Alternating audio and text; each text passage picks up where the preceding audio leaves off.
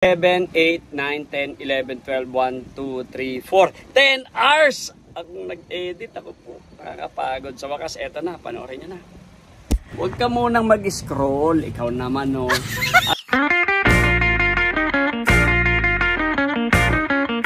Alam ko, gustong-gusto mo nang umalis. Papunta sa Amerika, sa UK, sa Europe, sa New Zealand, sa Australia, at kung saan-saan pa.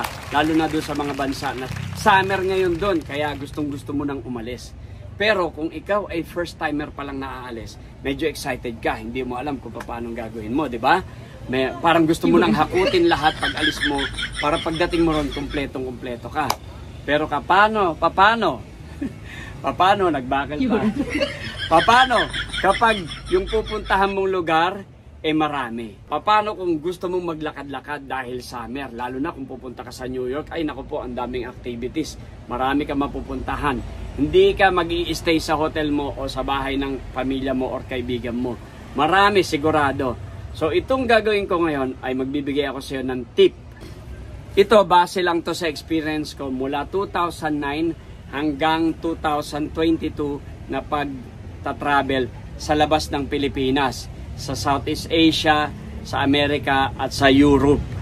So itong mga idea na to baka sakali makatulong sa iyo bilang isang Pilipino kasi mahirap tanggapin ito sa totoo lang. Ilang taon bago ko na pagtanto na dapat pala talaga is ganito lang ang gawin ko para hindi ako mahirapan sa pag-travel ko. Lalo na kung nag-i-stay ka sa iba't ibang lugar ng maigsing panahon. Okay? Halimbawa sa Europe, 10 bansa yung gusto mong puntahan, tapos ang dami mong bitbit. So, ang unang ituturo ko sa inyo ay ang tinatawag na travel light.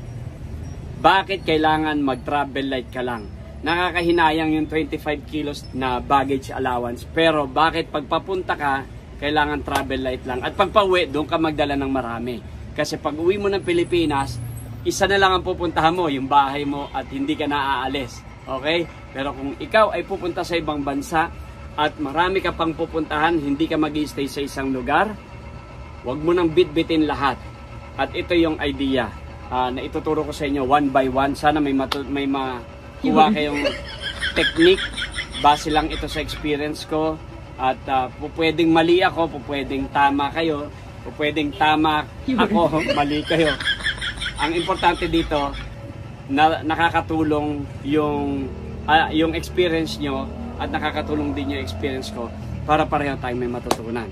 So dito na natin simulan. Ito yung video nung nasa airport ako ng LaGuardia sa New York.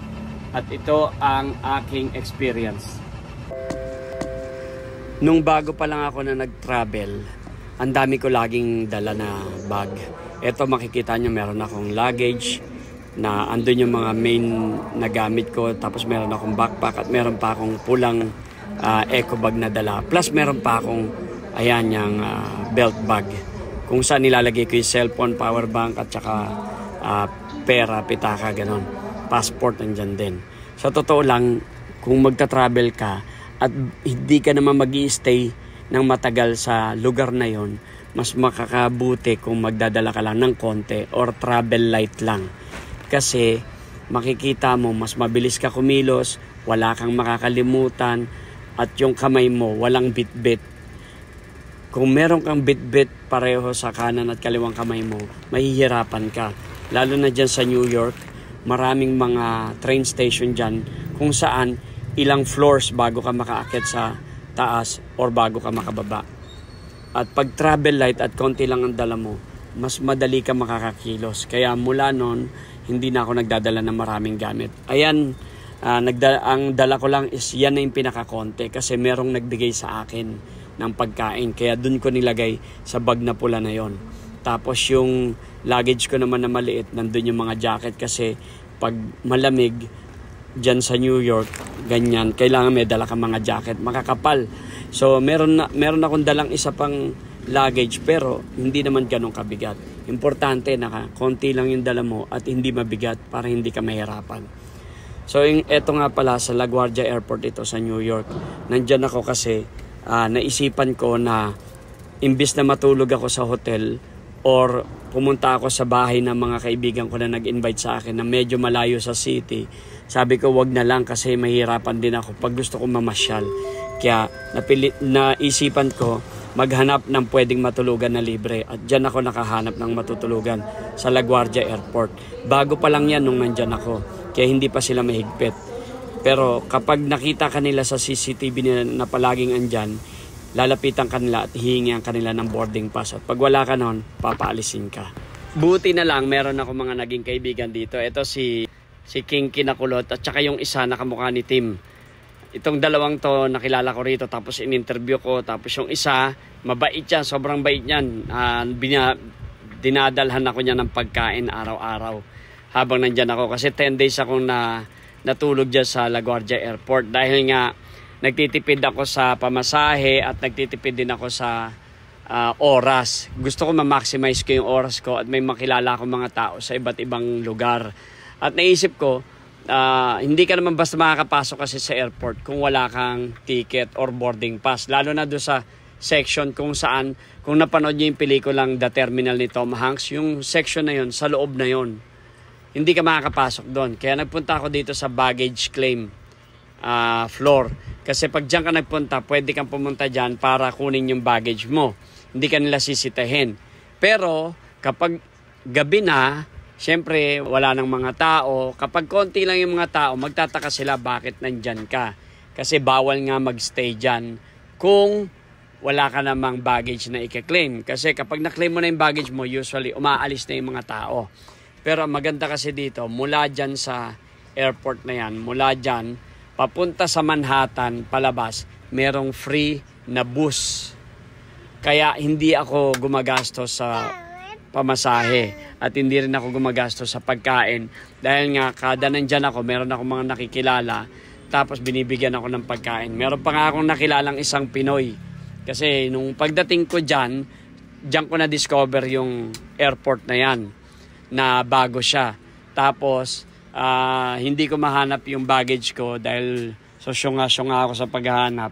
Ang nangyari, nagtanong ako. Yung napagtanungan ko, Pinoy. Tapos binigyan ako ng pagkain. And the rest is next na video na isi-share ko sa inyo. So, kwentong Amerika tayo. Ayan po, sana meron kayong napulot na idea dito sa video, first video na pinost ko.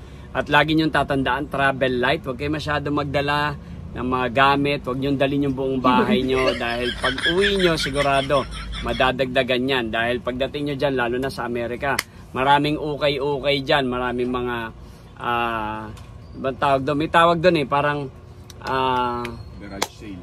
Hindi garage sale. May garage sale tapos meron pa isa. Thrift store. Maraming thrift store dyan. Yung mga thrift store na yan, marami kayong mabibili. Promise.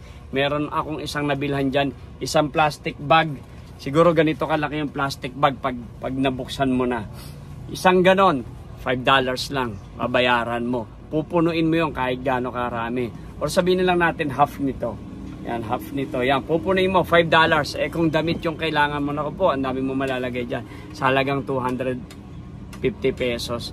So, yun lang po. Maraming salamat. At ito po ang aking first video, day 1 sa ating 101 videos na ipopost every day hanggang sa makarami tayo. Kung 101 times 3, ang target ko is 3 videos a day. So, 303 videos sa loob ng 101 days.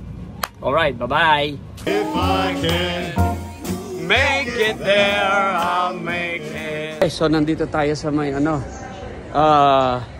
dito tayo sa may baggage claim. 3, 2, 1. Tatanong ako kasi hindi ko makita yung baggage ko eh. Ito, may nakita tayo. Hello, are you Filipino? Oo, Filipino. Oh, kuya, Filipino. Okay. Ayos, kuya. Filipino ka pala eh. Kuya, tatanong lang ako kasi yung bag ko hindi ko makita kanina pa. Kanina pa?